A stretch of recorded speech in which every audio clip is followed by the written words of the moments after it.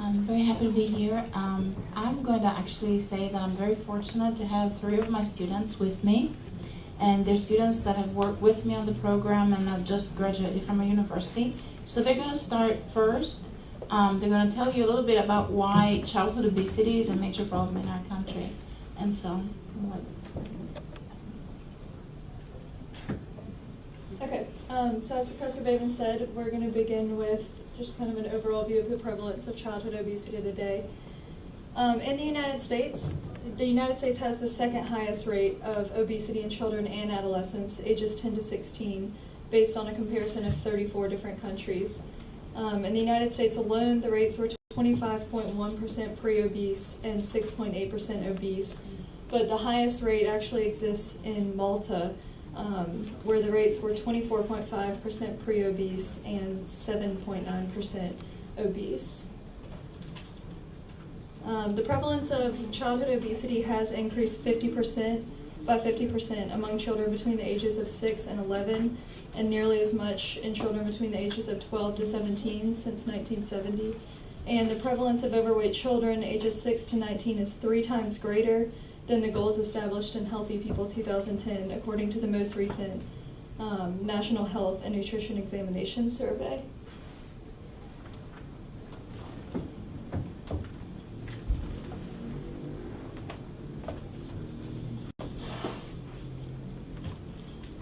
So the social and emotional repercussions of childhood obesity include being rejected by peers, lack of self-esteem, and suffering from depression. Goremaker found that young women who are considered obese throughout their lives had less schooling, lower household incomes, and a risk of living in poverty when compared to women whose weight was considered normal throughout their childhood. The possible causes for the increased rate of obesity in children include changes in their diet and reduced levels of activity. For instance, the fast food is being consumed more frequently. Children are also spending less time playing outside or engaging in physical activity because of the increase of technology, like video games.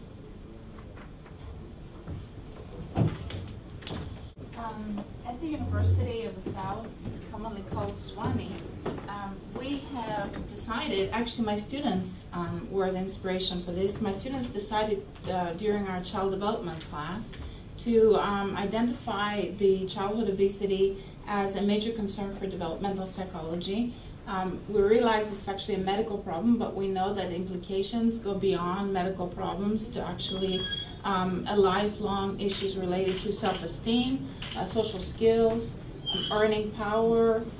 So we knew that it was really tightly woven with our study of human development. What we actually did is we started by, how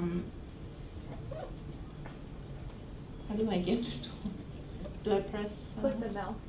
Oh, the mouse? I already clicked it for you. Okay. So, I don't. It's on your slide. Oh, okay. Now it's working. Okay. So what we started with a traditional psychology approach, which is laboratory studies. And we wanted to see what kind of assumptions overweight children make about the choices that they make. And so we actually did look at, children felt that overweight children did make the wrong choices. That is, they would always choose high fat and high sugar foods. And also there was a preconception that overweight children would also not tend to participate in physical activities. The other study that we did was actually examine the hypothesis that children would select unhealthy rather than healthy foods as rewards, and we also found out that was the case. And so finally, we also looked at the social discrimination that overweight children were facing from other children, and through our laboratory studies, we found that indeed, while children were sort of sensitive to overweight children in say, when you first asked them, when they were told what are your choices for a birthday party and with whom do you want to play and with whom do you want to have a sleepover and who would you like to be with in your sort of sports team, we found that overweight children were discriminated upon. And these were the precursors of our actually program beginning. because we decided to, am I going backwards? Okay, Yes, I'm you sorry, are now. I haven't figured, okay, here we are. All right, so we decided to get out of the classroom, and we decided to actually do a program to help the kids in our community. Our college is located in a rural area of Tennessee, which is in the southeast United States, and the southeastern United States have actually the highest levels of obesity in the U.S., partly because of the diet. I don't know how many of you are familiar with the South, but they have diets that are high in sugar and high in animal fat and very high in white flour and corn. And so we decided that enough of studying in the laboratory, we want to go out and help the kids in the communities. We're surrounded by rural communities that are fairly poor, and so the diets are really compromised. And what we working with are 5 public elementary and middle schools, and they're located in, they were located in 2 Tennessee counties, but now we have a 3rd one joining us. In each of the schools, we work with kids from the 3rd to the 8th grade, and now we've got so much interest, we're actually going to be expanding to preschool children in daycares, hopefully, and it's going to be a fascinating program for us because we have to create a completely new set of materials. What we did is we did ask permission from the parents for the students to participate in the study, and we got it. What we do typically is we do a pre and a post test. In a pre-test, we test the evaluate the level of students' understanding about proper nutrition and proper nutrition choices, and also their understanding of how physical activity can help them. And the post-test, after we expose them to our activities, then we actually evaluate their knowledge of the nutritional facts and nutritional choices, and what they've learned from our intervention. So what do? We actually go to the schools after the school has been finished, because in the United States right now, there's a lot of pressure with the No Child Left Behind Act, and the teachers and schools are obsessed with getting the right scores for the kids in tests, otherwise basically they fail the schools and close schools down, so they don't have any time to give through the day. And so we go in the after-school program, we work with the kids. My students and I work together. We teach them about nutrition. We also give them fun things to taste, oftentimes foods they've never tasted before. For example, low-fat products, milk and cheese, whole wheat bread they've never tasted before, fruits. And so we expose them to nutritional education, tasting fun activities, food activities, and then finally also physical education. We started piloting a program in one of the most remote schools in 2009, 2010. And by piloting for about a year and a half, I don't want to say perfected, because I think we're constantly working on making our activities better, but we improved our activities, both in terms of what was realistic physical activities and what could we do in nutrition lessons. And then we revised them, and then now we have implemented them in 3 schools, and we're going to go into 5 schools next year. We also evolved our program because part of what we know is the obesity epidemic is what we would call an ecological model problem. Meaning, if we talk about Yuri Bronfenbrenner's ecological approach to human development, we understand that we have the microsystems and the mesosystems and the exosystems, and they all affect the child's life. So just dealing with a child and teaching the child how to eat right, exposing the child to the right foods, and teaching the child about fun exercise, it is a big part of the problem, but it's not the whole problem. So we understood through doing what we were doing for the first year and a half, we also need to engage the parents and the school and the district into this. And so that's an evolution of our program. Right now, we actually visit each school in the after-school program 8 to 10 times per school year. We're limited only by our resources. We just don't have the time to do more. The schools and the kids are very enthusiastic and they want us even more times, but just can't do it at this time. We give the students fun, engaging, and hands-on activities with foods, games, and exercise. Again, we teach them about nutritional education and also the tasting aspect and creating healthy and tasty snacks. We also teach every single one of the students how to exercise and have fun playing sports. And what we do with this is we actually have what we call this multitask component. When they exercise, we have different activities that the students can choose to participate in. So every child can find a fun thing to do. If we have a child that's morbidly obese that can't even move at all, then we have a student allocated to this one child, so even throwing the ball and catching it from a close distance gets them the confidence that they can do something. But in addition to the students, we've now expanded. This is our beginning of the new expansion. We also have chefs who are committed to healthy eating, who are coming and being part of our school. So we have the parents come to chef's nights, and the chefs show them how to use the local materials they always love to use, but prepare them in a healthier way.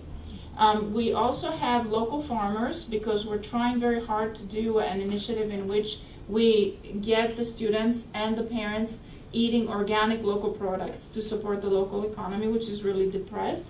And they actually talk to the kids and the parents on how to grow vegetables and fruits in their homes, around their homes. It's a rural area, so the one thing everyone has is land around their home. We also have some other things I haven't written there, and we're doing a recipe. Give us your favorite recipe and we will redo it in a tastier way. And we have people that are non-believers until we give them. I mean, the French fries are a big thing in the United States. And people said, how can you make French fries that taste really good? And I said, I could do it. And so they actually now, by tasting them, not fried but baked in the oven, they actually are coming out. There's a few pictures of what we're doing. Here is in a typical class with our nutrition education program. And by the way, I have a third student. Here is a graduate who's now in England, and Steffi's right here in the shorts there, and she's here today to support us. But this is what we do with the lesson. The kids are participating. And then after that, we go out and play. We obviously are flexible. That depends on each school and where the schools are located. This school has a lot of land, so we're playing. If the weather is bad, we play anywhere. We can play in the gym. If the gym is busy, we'll play in the hallways. Part of it is that flexibility, giving the kids a sense that you can have fun, you can do things, regardless of where you are. And again, this is the students, again, preparing one of the healthy snacks that we are working on. We, in addition to doing the things that we're doing in the class, we give materials for the students to take home with the parents, because we want to engage them. A lot of the times are fun, simple recipes, or how to fix healthy snacks. Sometimes we have seasonal items that we give them, potatoes, sweet potatoes, things like this, and instructions how to cook them in fun, healthy ways. We also offer our students a field trip every year to the university. They love that. They come and play with our athletic teams and enjoy being in a university. We also show the university's organic garden and kind of get them to, I think they enjoy that. And also we offer advocacy services. That is, we help the school districts, because they're very poor school districts, help them write grants. I've worked with about all 5 school districts at this point, helping them write grants to get money for after-school programs and healthy food. As I mentioned, we have the family activities and chef nights and Bring Me Your Recipe Day. So we also provide the school with an option. We provide them with an option of a vegetable garden. Again, the schools are in rural areas and they have land outside. And we collaborate with science teachers actually to give them an option to use the sort of vegetable garden as an option for the younger kids to understand how things grow. And to this point, 2 schools have taken up have to actually enjoy that offer. Children love it. They're very enthusiastic about it. We know from experience as developmental psychologists that it's much easier to change younger, when you're younger than when you're older. And so that's one of the things that we knew the hardest thing for us to get are the parents. They're set in their ways and they're very hard to change. Do you guys have any questions? Yes. Do you know if any parents started to change their food at home? That's a good question. We have anecdotal data at this point that when we give these sort of little foods for the kids to taste, and then we give them the recipes to take home, we know that parents keep the recipes and they help the children. make them. So at this point, we know we're having some impact. We're not measuring that with parents yet. It's a very interesting, these are 3 districts there. People are very poor, oftentimes suspicious of certain professors, certainly researchers, and even sort of officials. And so it's a delicate game. You have to gain their confidence. You don't want to make them feel that you are sort of talking down, to them, and you certainly want to respect their customs and their food. That's why we try to work with what they have. But we do have a lot of interest and excitement about our sort of chef's night out, and they, again, when I tell them I can make you healthier recipes, and they don't believe, but then they get very excited. So I think it's going to be harder, but I think we're getting there. One of the things that is a big success for us is take home a tomato plant. At the end of the season, we give them a little tomato plant to take home, and the kids have a little tomato plant diary. And so they water it, and they get the tomatoes to grow, which is the easiest thing to do. Even I can grow tomatoes, and I'm like not good at that. Yeah. What percentage of obese children come from obese family? Mm-hmm. And if it is easy to change the way the family makes her food? Yeah, it's the hardest. That's an excellent question also. And when we started out, we actually had a much grander scheme. We had a study in which we were measuring children's BMI, body mass index, and then we had a much more medical model. And we found out that the children who were really obese from very obese families, the ones that we really needed to help, were the ones that were kept out of the study because the parents were very threatened by that note that we sent home, that letter they had to sign, that talked about we're going to measure your child's BMI and then we're going to, medical model. And they were really threatened. And so we actually pulled back and we made it much more fun and innocuous and not really that threatening. And we're getting these kids in. But we have seen really morbidly obese parents keeping their morbidly obese children away from the study because they're afraid. The fear is, if you learn that the way you eat at home is wrong, you're going to think I'm a bad parent, and or of course I don't want to change the way I eat, so I don't want to send my child to your program. Yeah. Sometimes, especially here in Greece, because families often are a little bit more extensive, it's not only the parents who may cause a problem to this program, but also the grandparents. Absolutely. Given that they are of a certain age, is there any specific way to persuade them in order not to cause any problem? And it's very similar, believe it or not, in the southeast United States, the South, it's the nuclear family also has an extended family there, so it's actually very similar. The older the people are, the harder it is to get them to change. What we're working with now is we're working with physicians that we want to bring in. And I think the elderly, the way you can persuade them is through their doctor. If you have high blood pressure, you have diabetes, which is a huge epidemic, then you have to eat better. But they're the most resistant along. And it's an interesting thing because these particular areas had a very rich agricultural tradition in the past. And people were not obese. They may have eaten, they grew their own vegetables, they were poor, but they were eating healthy. And then the mining industry came and offered them jobs for like 3 generations. They lost their agricultural skills, and then the mines closed, and these people are basically subsisting on federal assistance, have lost the skills that enabled them in the past to be healthy. And part of the emphasis that you saw there on going to organic farmer and supporting them, learning how to eat better and giving them plants, was kind of telling them that's the one thing that's part of the tradition you could bring back and can help you eat healthier even if you're really poor, which they are. Any other questions? Thank you very much.